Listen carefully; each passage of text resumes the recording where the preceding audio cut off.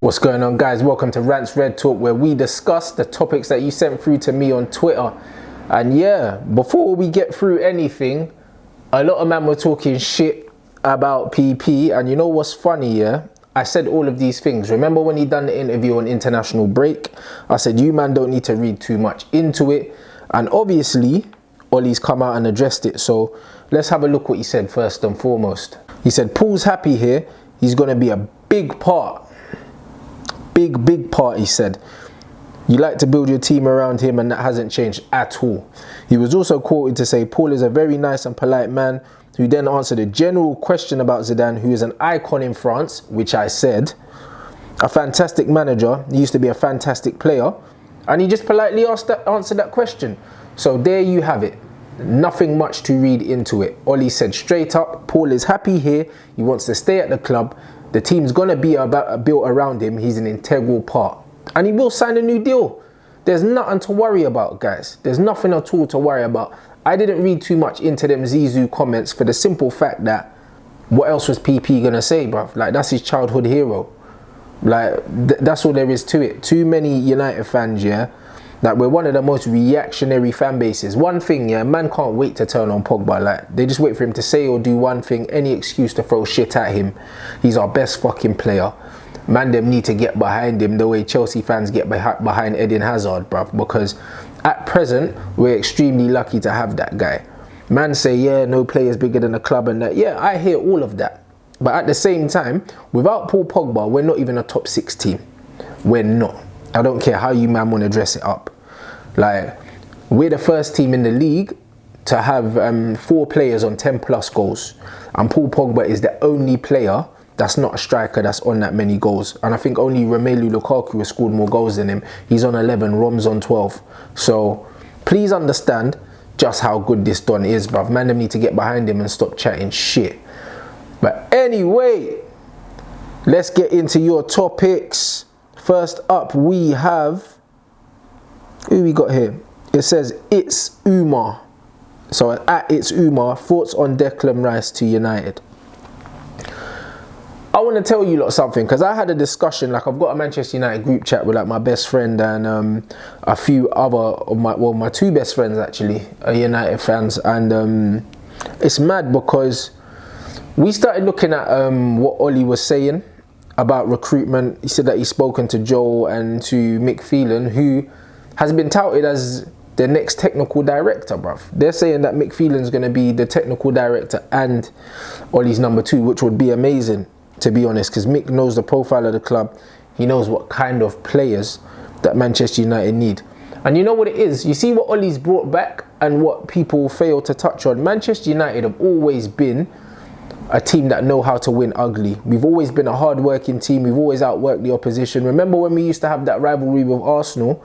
They used to play the pretty football and we used to kick them off the park and just get results, bruv. Manchester United have always been a team that know how to grind results out and can play that gritty football. It's not always beautiful, yeah, but there's always industry with the beauty.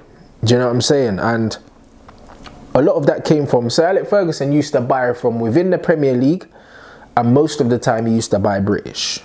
When you look at signings like Dwight York, was bought from within the Premier League, Robin Van Persie within the Premier League, Berbatov from in the Premier League, Rio Ferdinand, Michael Carrick, Antonio Valencia within the Premier League. And we got Valencia for a snippet. And when we first brought him, Valencia was actually decent.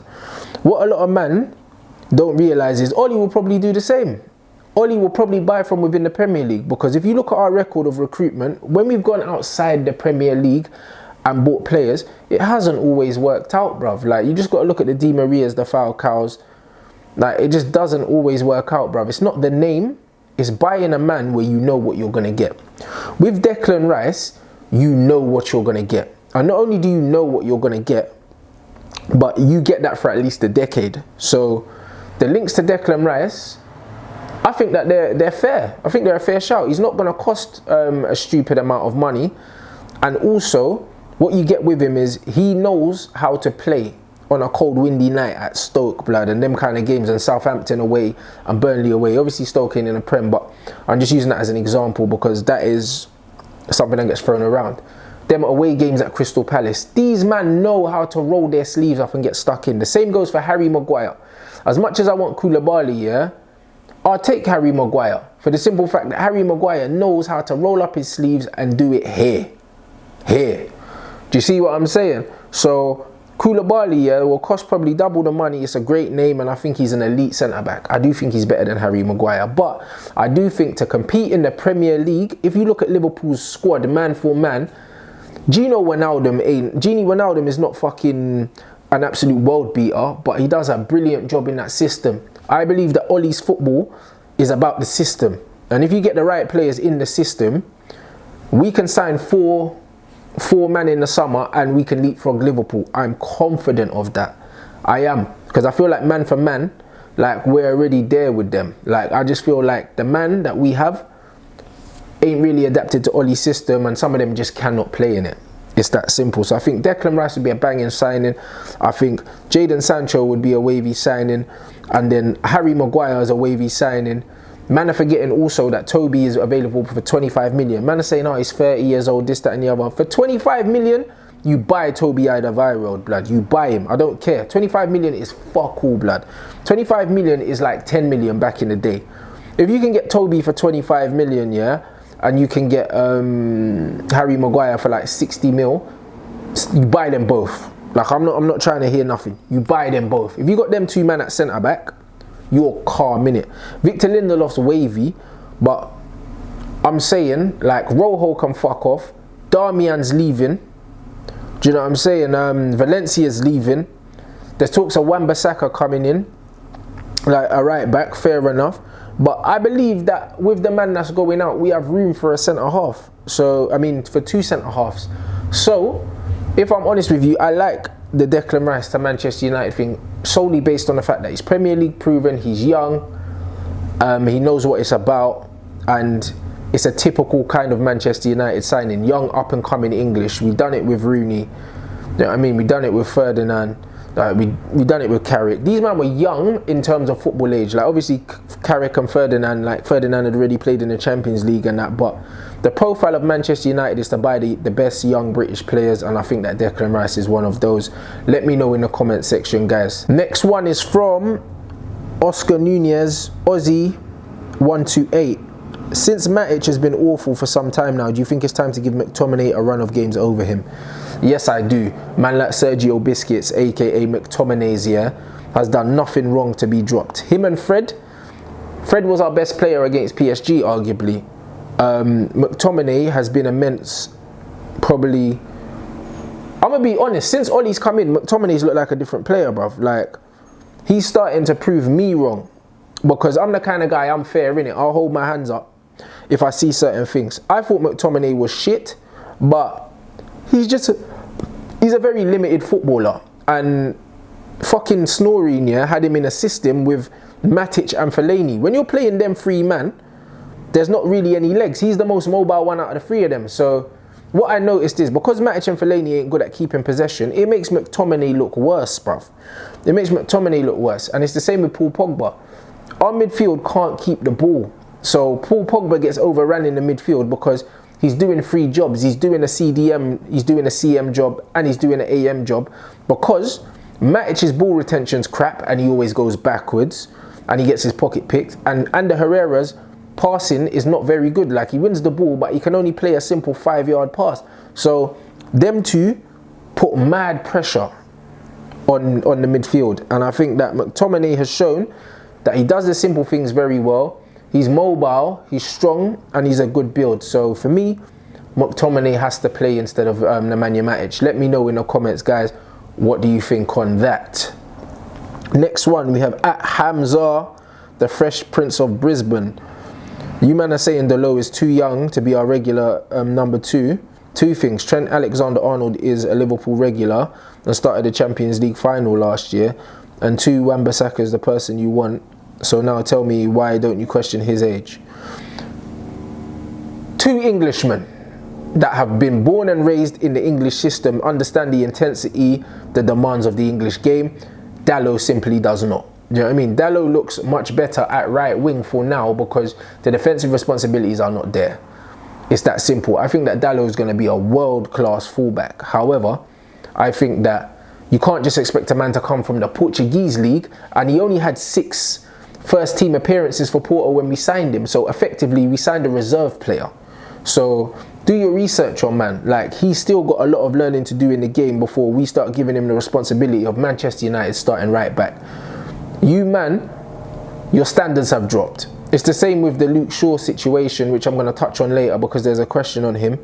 A lot of you man's standards have dropped. Like, you got to understand that Manchester United, we used to be an elite team where only top quality was alright, and now man are saying, yeah, Dalot should be our first choice right back because he's had a few good appearances from the right wing.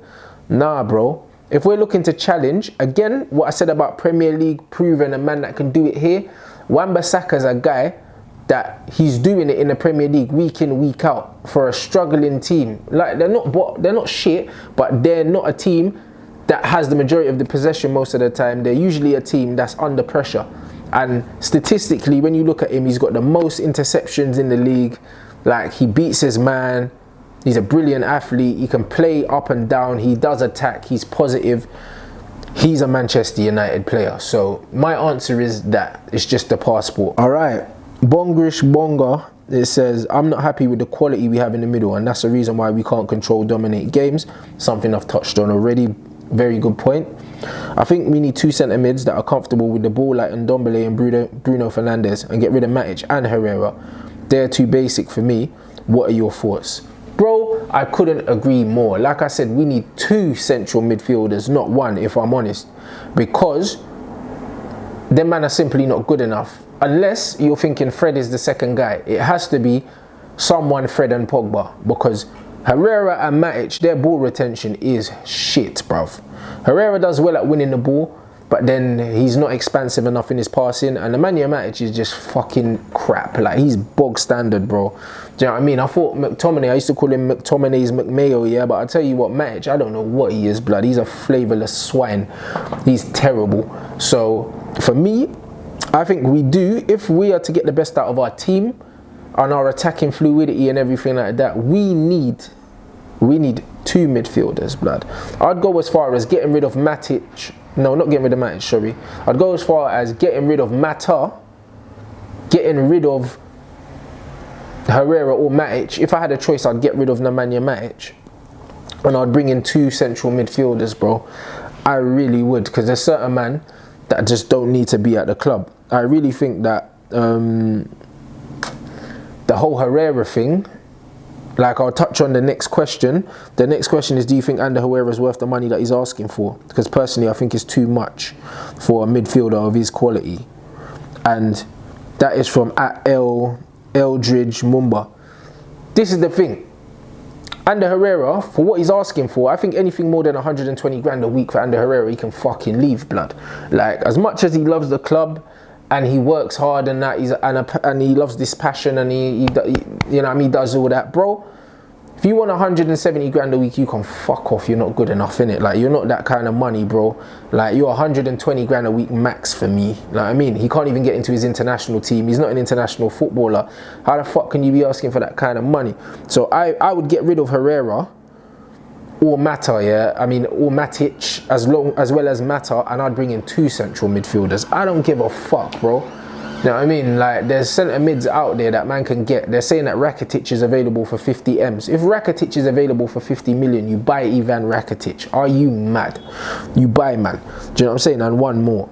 Like, you just have to do it. So for me, personally, I agree wholeheartedly. We need 2 central midfielders, not just 1. Because we get overrun in the midfield against teams like Watford, teams like against Wolves. You know why? Because it's the system, it's not the players. Man for man, they can't see us for players. But the thing is, in a system, their midfield unit is more accomplished than us. They're all comfortable on the ball, they press well, they keep their tempo high. So because of that, we get overran, and it makes people like Pogba, man are saying, oh, Pogba's played shit. No, like, because going forward and in the attacking places that he's meant to play, he's still playing the slide rule passes. He's still going past players. It's just that man are ghosting through him because we got a big gap in our midfield. Man are running past Pogba and running in between Matic and Herrera like they're not there, bruv. So if I'm honest, we do need 2 central midfielders, bro. Like, we need 2 centre mids. I'd go as far as saying, yeah, like, we get a right back, a centre back, a centre mid, and then bring Fred in as a second central midfielder, and a right winger. Like, them 4 players, right back, centre mid, right wing. Them 4 players, man can challenge for the title if we bring in the right guys, blood. Let me know what you think in the comments, guys. Beard and banter. It says, to all the Pogba haters and fence sitters, Pogba didn't have a shit game on Saturday. He literally had to drop to CDM from CAM, covering for midfield and defence. Ollie even mentioned it in his post-match, yet these fans still attack him. Bro, I'm tired of defending Pogba's performances, because I watched the game and he had a decent game, bruv. He did not play shit, but a lot of these players, you know what they do? Them man are stat merchants, and also they don't actually understand what's going on in the game of football. Pogba has had to sacrifice his attacking instincts for games, several games, because Herrera hasn't been playing well. He's been injured and he was off form, so he couldn't play in the number 8 position that he normally plays in, and also Matic is a liability. So a lot of the time Pogba has to go deep to get the ball. Watch the game, Pogba was pinging diagonal balls 30 yards, switching the play and all that. He shouldn't be doing that. He should be on the end of these passes so we can link the midfield and the attack, but instead he's dropping deep to play these passes because our midfield is not good enough. This is it. So when Ollie's coming out and saying, yo, I've had to ask Pogba to play deeper, yeah, and try and control the game for us because our midfield ain't good enough, man, I have to listen to that. Like, I'm tired of the bullshit. Like, the guy's got over 10 goals in this season from midfield, yeah. He's statistically the best midfielder in Europe, most productive in Europe, unquestionable. Guys were saying, oh yeah, but if the midfield's shit and he's an elite player, yeah, he should still win shit because Gerrard won shit with Liverpool and Scholes won stuff like in not great midfielders, not great midfields. Bruv, not only were both of their squads better than this squad, yeah, but Pogba's statistically better than Scholes and Gerrard's best ever seasons for their club respectively in terms of goals and assists. So that argument is flawed. Like, it's a flawed argument. Man that have an agenda against Paul Pogba, you can't find no stats to back up your argument, blood. You can't find none. It's pure emotional based bullshit. This is why I don't have time for it. Man say, here's the last question. It says, what's your problem with Luke Shaw? Even when he plays well, you are not praising him, but you don't criticize Pogba. He hasn't been good for 4 games. This is at S-Reeve at Sham47. Bro, the difference between Shaw and Pogba is Shaw has decent games. A man talk about him like he's an absolute fucking worldie, blood. All the stats that I can pull up here back my argument about Luke Shaw. It's not an agenda because I can show you facts and figures, blood. Even though I don't like these stats all the time, sometimes you have to take little things from stats. Stats back up my argument. 6 career assists in Premier League history for Luke Shaw. Robertson's on his 9th of this season, blood. He got another assist yesterday. But man are telling me that Luke Shaw's the best left back in England. He's not even the best left back in the England squad. Danny Rose and Chilwell are both better than him, blood. They are. Like, it's not even up for debate. Danny Rose can't stay fit, yeah, for a prolonged period of time. But when he's fit, he's way better than Luke Shaw, blood. I watched the game yesterday, Tottenham game. Danny Rose is running out from the back, linking play, playing 1-2s, this, that and the other, getting forward, drifting into the middle. Like, Poch has even played him in midfield because he's so accomplished on the ball. And he always goes forward. Chilwell's different gravy. Do you know what I mean? And then fucking Robertson's the best left back in the Premier League. There's man that are better than him, bro. Do you know what I'm saying? And Mendy, when he's fit, is better than Luke Shaw as well, blood. So he's arguably not even the top 5 left backs in the league. My thing is with Luke Shaw, he does have good games, but man gas it too much. With English players, they gas it too much. Rashford's a very good player, but man gas it too much.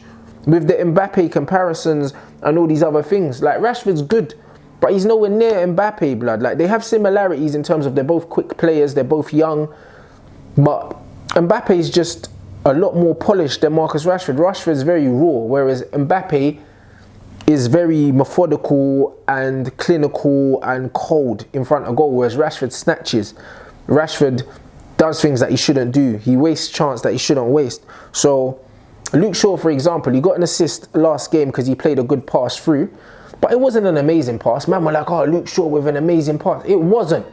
It was a well-weighted, straight ball, yeah, through to Marcus Rashford, who was on the shoulder. Paul Pogba plays 10 passes like that every game. And man will still turn around and say Pogba's had a shit game, even though he's played 6 of those. 10 to 6 of those in a game. Like, I'd never watched a game that Pogba's played and he hasn't played at least 5 passes where I think, raw, like he's taking a piss with either feet. And Luke Shaw plays 1 pass and all of a sudden man is screaming man of the match. This is my problem with it. When you compare Luke Shaw to Patrice Evra or to Gary Neville or to Dennis Irwin, he's not levels, blood. Like, that is the level we used to judge players at. But now, you man are just saying, oh yeah, like he's having decent games, he's putting in 7 out of 10s, and all of a sudden you're saying man's had a tremendous game. 7 out of 10 ain't tremendous. 7 out of 10 is the bare fucking minimum you expect from a Manchester United player. This is my only problem. I think Luke Shaw's a good defender. He defends well. Do you know what I mean? He defends well. He fucked up for the goal against Wolves and we lost the game. None of you lot didn't have no energy for him online. But if Pogba has a below par game, yeah, and doesn't cost us the match, you man are still slating him. That's what an agenda is, blood. That's what an agenda is. You can't find me facts and figures to tell me that Paul Pogba is overrated, because all of his numbers suggest he's the best in his position in Europe. But I can pull you out numbers for Luke Shaw that tells you that his attacking contribution is near to non-existent, bruv. And you man will still argue with me. So this is where it is. There's no agenda. I want Luke to do well. He's going to be our left back for the next 10 years. Like, he is going to be, whether I like it or not. I think that he is good enough, but I think he's mentally shackled by his injury and he's lost a yard of pace, but also he's lost the tenacity and the positivity that he used to have. Like under LVG, before he got injured, Luke Shaw was bombing on, overlapping Memphis. Memphis was coming inside. Now, Luke Shaw always wants to pass inside. And there's stats to back that up as well. When you look at where he passes, Luke Shaw always passes inside, inverted, inverted, inverted. He very rarely goes down the outside of his man and crosses. That's not up for a debate. It's factual, bruv. There's numbers to suggest that. United are a very lopsided team. We're very left side dominant. And again, the stats suggest that Luke Shaw passes more to Nemanja Matic, Paul Pogba and Anthony Martial than anyone else. Inside, inside, inside. Man's not crossing the ball. These are facts, bruv. The numbers are there. So there's no agenda. I don't hate him. I don't think he's shit. He's a good left back. But Luke Shaw is an average player that has above average moments. That's what he is. He's a 7 out of 10 player that occasionally has 8 out of 10 moments and sometimes 9 out of 10 moments. And that's okay. But man need to stop talking about him like he's a 9 out of 10 player that has 9 out of 10 moments all the time. He does not, bruv. And that is my only issue. So there's no agenda, guys. I think it's self-explanatory. Okay, and that was your Rants Red Talk. As usual, guys, it's been emotional. Thanks for keeping it interactive, bruv. Like, I'm still going through some of the comments from the last few videos. You lot been going the fuck in. I appreciate it. Make sure you smash that like button, hit the sub if you haven't already. As usual, your discount code will be in the comments. Obviously, man has to do that. I'm heading off to meet Flex soon. We're going to film the Flex and Rant show, the WTF show. Have a look out on Twitter because we will be putting out a question to get topics for the Flex and Rant show. As usual, make sure you follow me on Twitter and Instagram at Rants and Bants. And yeah, what can I say, guys? It's been emotional. Mad love.